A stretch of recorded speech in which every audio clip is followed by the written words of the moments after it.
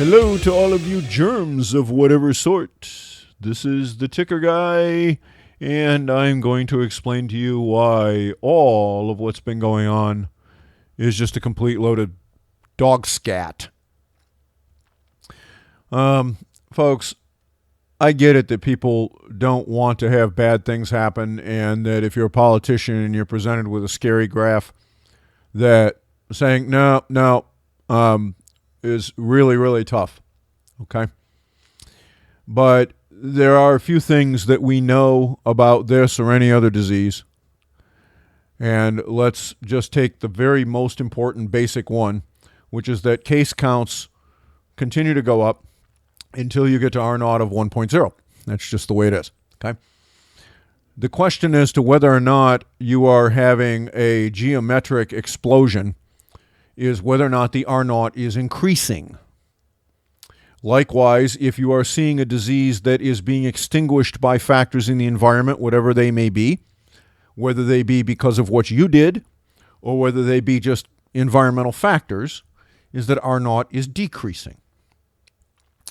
With coronavirus, we know that there is anywhere between a 5 and 10 day lag between when you do something and when that person shows up to be tested, potentially with severe enough disease to drive them to the emergency room or whatever have you.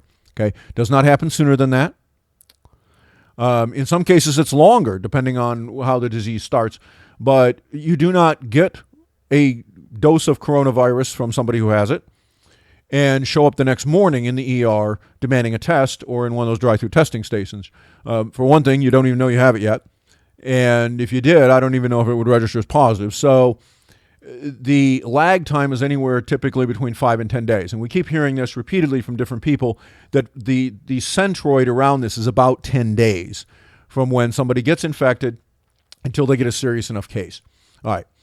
So I back computed, and I've shown this chart several times, the R naught for several different cities as well as the country as a whole, city and state areas. And I have to work off state data because that's the granularity that I've got. But I've also charted Sweden for you, and I've put this up in a couple of cases. But I want to explain something to you that ought to be obvious. And by the way, Fauci knows this, and if Trump doesn't know it, then he needs better advisors. Okay, but Fauci absolutely knows this, and so does Birx, and they're deliberately ignoring it. All right, so I'm going to put this chart up here, and this here is Florida's R naught. Okay, the one with all the little pips that are on that chart. And it doesn't show every pip because that's just kind of the way it works at this resolution, but those pips are there. All right, now, when did Florida start putting constraints on their economy? The answer is that right around the 9th is when the first public health emergency order was issued, but that did not actually put any constraints on things. Okay, that was just a public health emergency. This, by the way, was at the time that Fauci was telling people who were healthy to go on a cruise. All right. So the first real constraint that was put out was on the 17th, related to bars, beaches, and restaurants. And that was the executive order that closed bars and said that if you have a restaurant and you're serving food, you must run it at no more than half capacity and maintain 6-foot spacing between parties. And then a few days later, of course, that was updated to, screw you, shut it all down. So pay very close attention to that because that is the date. And yet you will see that the R naught for Florida peaked on the 18th of March. Now, it takes time for you to get infected and show up at the emergency room. So these are all retrospective. The actual infections that led to that R naught on the 18th of March occurred somewhere between the 13th and the 10th, or actually maybe as far back as the 8th. Okay? So on the 18th, when this original order was put in on the 17th, the next day was the peak for that. By the time that DeSantis turned around and shut down restaurants, gyms, alcohol sales, and all this stuff, other stuff on the 20th, he knew factually that R naught was already falling. He knew this factually. And he also knew that the infections that were being recorded in Florida on the 20th occurred on the 10th before his first action. In other words, he knew on the 20th that action was unwarranted. He knew it factually. And whoever was advising him, if they didn't tell him that was the case, then they lied. Let's go to the next one. The next one's New York. When did New York not lock down? Well, New York issued their pause on the 20th. All right, and on the 21st, in fact, was the day that their R-naught peaked. Now again, these infections all happened on the 10th, 10 days before Cuomo issued his pause.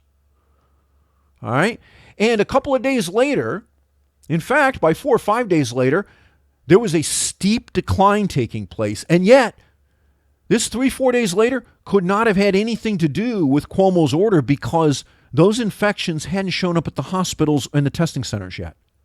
It's not possible. So within 3 or 4 days, Cuomo factually knew, that his order was not the cause of this and that it was unnecessary. That in fact, what we had going on here was an infection rate that had already rolled over. Now, let's take another look. Let's look at California. So Newsom issued his stay-at-home order on the 19th, which went into effect a couple of days later, which incidentally was right at the peak. But California was never seeing much of an acceleration over 2.0 in the first place. And in fact, again, that peak on the 21st, those infections happened on the 11th, somewhere between the 11th and the 16th. So again, within a couple of days of issuing Newsom's order, he knew factually that what he did didn't do anything. Except it sort of did, because about 5 days later, there was actually a move upward. Well, wait a minute. You told people to get off the streets. You were enforcing it. You were actually shutting down businesses, everything else. And yet the R-naught went up? Well, obviously, what you did didn't have anything to do with that, right? And then it resumed its slow downward movement. So we have 3 separate graphs. And by the way, if you look at the national graph, okay, which is the darker blue color, you'll see exactly the same pattern. The peak was on the 21st. All right. So we know what didn't cause the R-naught to decline. It was not the lockdowns. This by itself ought to be enough for every American to stand up and make them be rescinded right now, because we have so far surrendered at least 10 million jobs, a huge percentage of our economy, and all of our social interaction for over 7,700 people a year.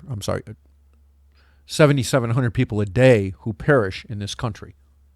That is outrageous, and we got nothing out of it. We have 3 different regions, one northern state, one sort of semi-southern, not really. California is really more of a all-year-round semi-tropical state, and one southern state, Florida.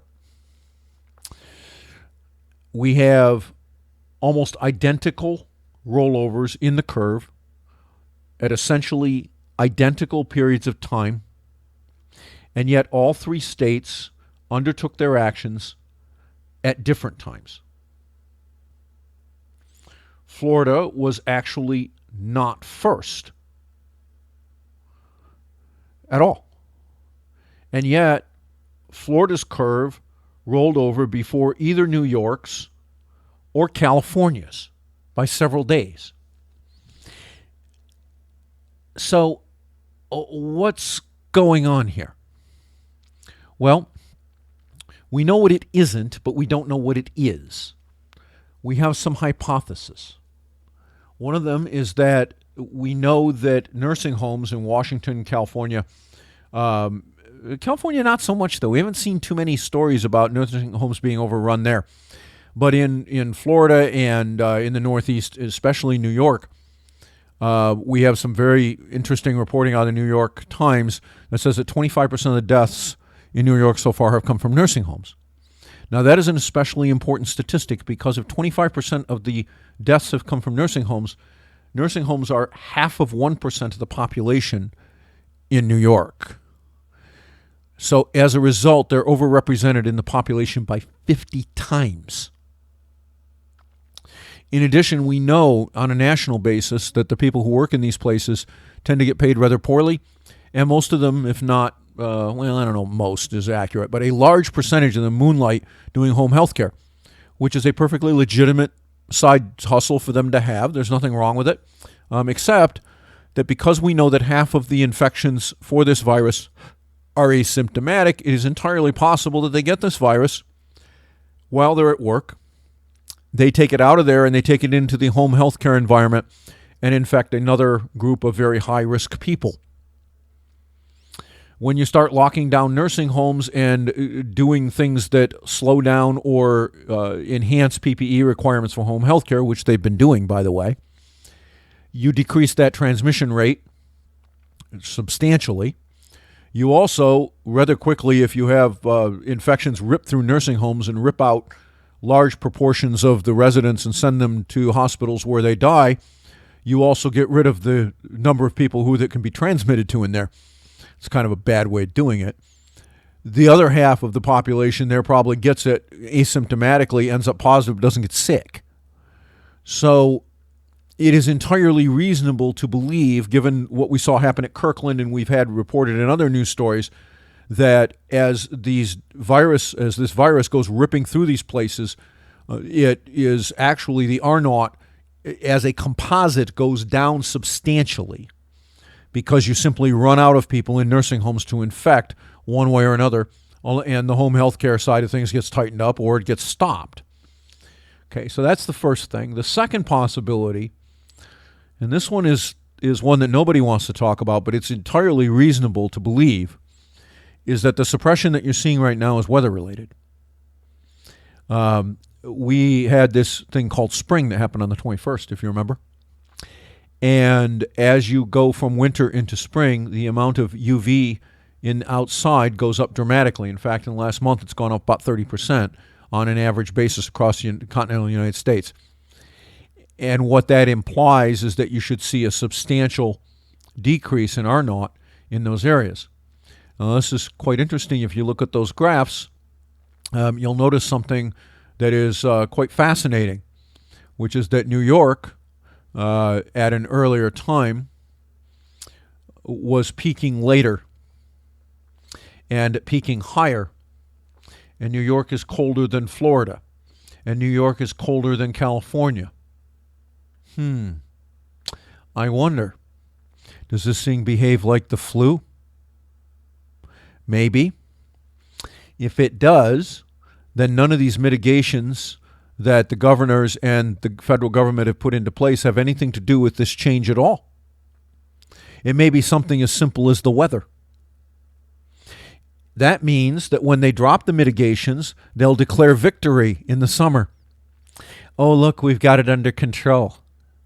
And that'll work out real well right until about the middle of October, when it will come roaring back because what follows summer again? So look, Trump needs to drop this BS, and so do the governors. The data proves beyond any possible question that their mitigation factors on a forced basis, the closures. Now, you want to encourage people to social distance, wear a mask if you're out. Hey, wash your damn hands. Don't touch your face. Those two things we know work, okay? The lockdowns, the forced closure of businesses, data says it doesn't do a damn thing. So when it comes to whether or not our government is legitimate on a public health perspective, the answer is not. It has done nothing to safeguard us. It has done nothing to improve the situation, and the data is conclusive. Simply put, the rollover was happening at the time these things were put in place, and the lag between infections showing up at the testing center means that if you had a negative slope at the time you put the mitigation measures in place, you weren't the reason the slope was negative. It's that simple, folks. I'm your ticker guy. And the math is always, always right.